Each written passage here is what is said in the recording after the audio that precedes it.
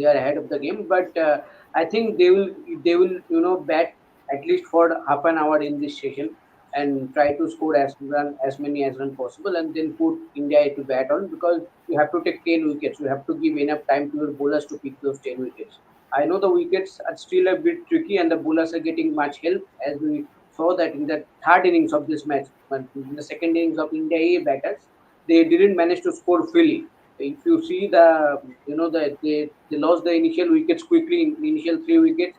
Then a quick Yeah, fire attacking partnership happened between Sarfaraz Khan and Rishabh Pant. Brilliant 2 innings, but again those two fall, and again 2 3 wicket fell, together. So then 150 for six.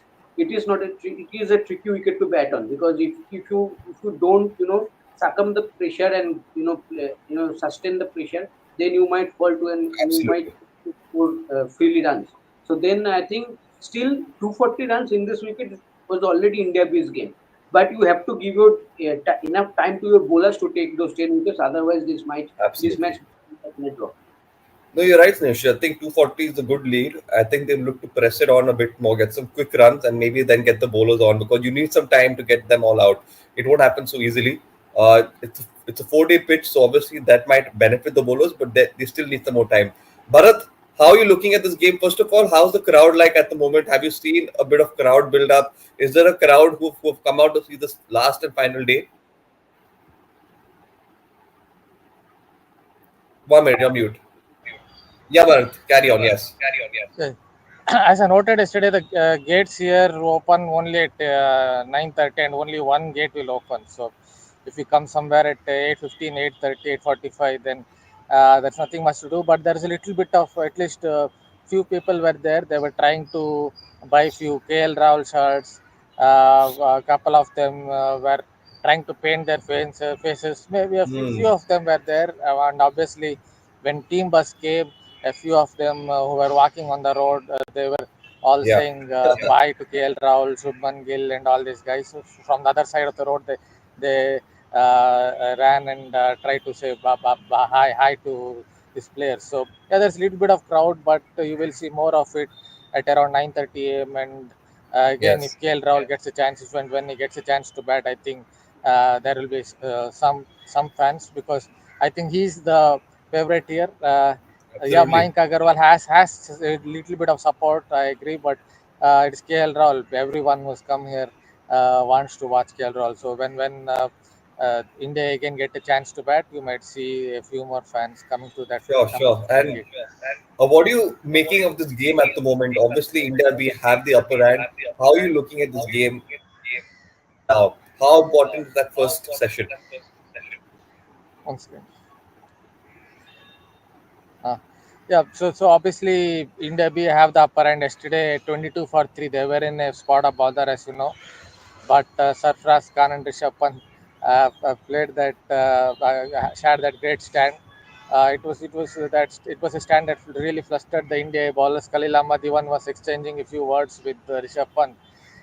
That is how much flustered they were, irritated they were with that stand. So the India we have that upper hand, but they lost Nitesh Reddy right at the end of the day's play, just before stumps. So 6-6, India B are 6 for 150. So if they lose the last 4 wickets very quickly for 20-30 runs, maybe there's a little bit of moisture. There would be a little bit of moisture up front. Then suddenly it is again even Stevens, because 270, Yeah. 280, yeah, it can be 260, 270. Who knows? It can be still chased on. But if India B start well today, we get to a lead of say 300, 320, then obviously they will fancy their chances.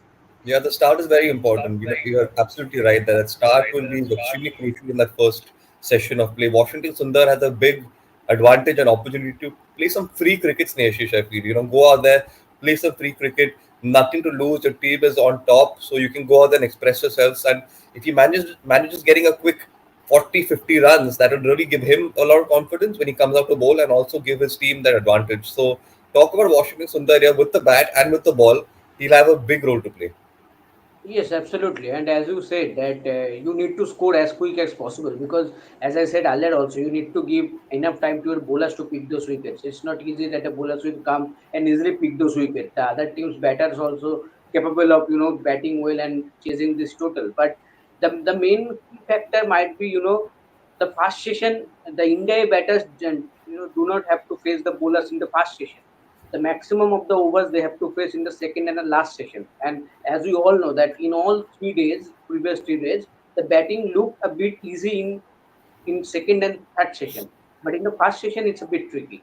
So that's another point that India B batters need to look after, because they, the India B should look to give at least India batters a chance to bat in the first Mm. Yeah. session, at least for 10 overs.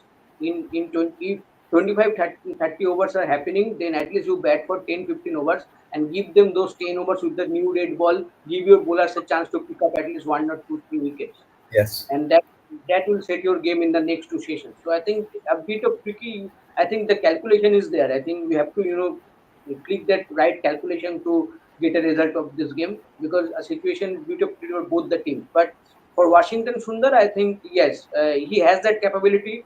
We all saw for India also how he can play those big shots Big in every opportunity. of our of shown.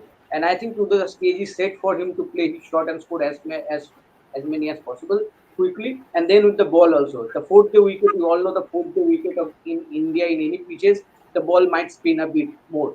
So I think as a off spinner, he can play a big role. But as I said again and again, you have to give your enough time to your bowlers to pick those 10 wickets. I think that's where the calculation comes in, and you have to click that correctly. Thanks, Nish. Valid points made there. Great points with the off spinner coming in on the fourth day as well. He'll really be a threat. Bharat, there's a question here. If you have to pick out one standout bowler from all the teams, who will you pick Oh, and why? I guess I would go for someone like Manav Sutar only. If you will take all teams into consideration, because he took all those wickets. Obviously, I've been a bit busy with this match, but whatever I've seen of Manav Sutar, he gives it a nice flight. He has good control. So he's someone he comes from say Saurabh Kumar type of spin bowling, in the sense he will give it a lot of flight. Yes, he gets decent drives on the ball. So he's the bowler, standout bowler, I think, of the lot. But among the fast bowlers, yeah, in the first innings, in that Anantapur game, I saw Harshit Rana took some wickets. He's someone has good attitude for fast bowling, hits the deck hard, gets a little bit of bounce, and he can bowl long spells. Here, Navdeep Saini has bowled a decent spell. I won't say it was an outstanding spell, but he has bowled a decent spell. He got some movement off the pitch in the air as well. So late movement as well he got. So Mukesh Kumar yesterday came into his own after Yeah, he a did. rather ordinary start. He started hitting the seam. So these are some of the seamers. The dark horses I found this. It's not a standout bowler, but Nitish Kumar Reddy bowled one good spell as an all-rounder. If you look at him, though he didn't get a wicket, he swung the ball nicely. So these are some of the bowlers. Yeah, even someone like Khalil Ahmad is getting a few wickets. Akash Deep got some wickets. He might come into the equation for that Bangladesh Test series, because he hits the seam regularly. Though he's down on pace here. He and Avesh Khan are both down on pace, but both were hitting the seam nicely and getting some seam moment, and Avesh Khan was getting some bounce. Thank you, Bharat. Interesting, you brought up the Bangladesh series because there's another statement that is made. Yes, Neshish will take that. Mushir must play against Bangladesh squad. Akashdeep, Harshal, Avesh should also be included in the squad. Obviously, not all of them can be included, but if you see any hope for any one or two, who do you think it might be from this list over here? I think among these four names, I think Akashdeep might get a chance, because we have seen him playing already for Team India, and he has done a bit good in that match also. And the way he has played in this match also, I think he has a chance in the Bangladesh series. If you ask me personally, I have not seen this list. Even if you ask me personally, I would have name Akash in the list, in my probable list of the squad. But I don't see Mushir Khan getting a chance in this series at least, because in yesterday live also we discussed, because the team for the Bangladesh series have to pick up after this one match only, and Hmm. you cannot pick a young player just based on one innings. If you see in the first innings he scored that mammoth 180 plus runs, but in the second innings he scored a duck. So there is no such consistency. You might say, okay, one dark might not say that he is a bad player or he cannot score in both innings. In the next match, in the next match, he might score 200 in 2 innings. That can happen. So Snehshita, but if so Mushib Khan had scored 200 in the first innings and scored, yeah, say, 50 in the second innings, do you think yeah, then this would have changed completely? yeah. Then the selectors might be thinking that there is a chance of getting Mentally. him, but Hmm. still I think that they You will wouldn't go with exclude it. him, because one match is very easy. It's not so easy to get a chance for Team India. I think Yeah. for this youngsters, it will be fair, to give this all three matches in this Duleep Trophy. See who are the players who are performing at consistent level in these three matches, and Fair then you point. have the home series against New Zealand. Then you have the home series against New Zealand. Then you can try two or three names in the home series against New Zealand. I think that will be very easy for them. I'm not saying that straight put him into the playing 11. At least you can name and use them in the squad. Then that will be a great exposure for them. But in this list, I think Akashdeep is the only name that can get a that can get a chance in the squad this time. Fair enough. Fair enough. I completely agree with you there. Bharat, there's another question. This is the technical question. So you're the best suited man to answer this technical question. So it's coming right here. Do you think players with a high backlift style has some difficulty to bat in Test cricket? Come on, Bharat. Give us your best answer. Like that is, I think, too generalistic a comment to tell whether they will have some difficulty, players with high backlift. Someone like Brian Lara from another time at such a high backlift, he used to have so much movement and movements, and then used to still get his bat down. Recently, we see a lot of bat up methods, like Harry Brook he holds his bat very high, and he averages about 58, 60 in Test cricket. But if you're not used to it, then suddenly if you ramp up your backlift, maybe like someone like Mayank Agarwal once, I think, tried to ramp up his backlift in Test cricket, and then it became difficult for him in Australia, because he was not used to that kind of backlift. Then it could become really difficult. But if you're used to that kind of backlift from a young age, especially in modern times where a lot of batters are looking at T20 cricket, that is why this high backlift has come into the equation more and more. If you're used to it, I think you would be fine with it, because you have played like that for a long period of time. But if you're not used to it, suddenly if you try to ramp up your backlift, because you have to play in T20 cricket as well, like Mayank Agarwal, then it could really be a problem. Yeah. Thank you, Bharat. Snehashish, we'll get the final question before we end the show.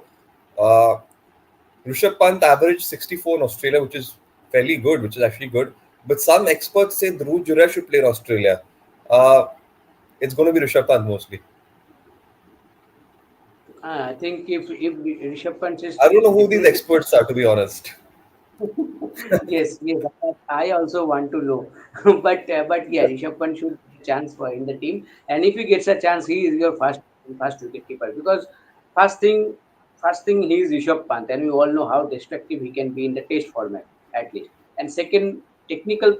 If you see from the technical perspective, he is a left-handed batter. You need left-handed batters in the middle order that can give you a variation in the batting lineup. So I think, because if you see from the top, you have only Jaiswal in the top as a left-handed, then all your batters are right-handed, and then straight comes Rishabh Pant if you use him as a wicket-keeper batter.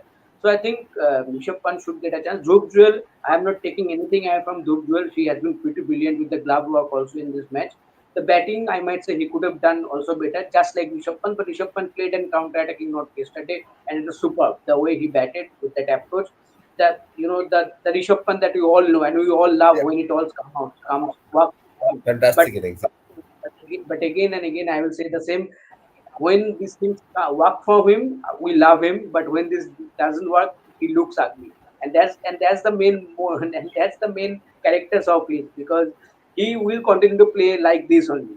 And I think that all team management, in whatever team he has played in any format, I think all team management had given that freedom to him, that you play according to your style only. We will not talk about anything. You score, you doesn't do not score. We will not talk about it, but you play according to the style. And I think that is the good point.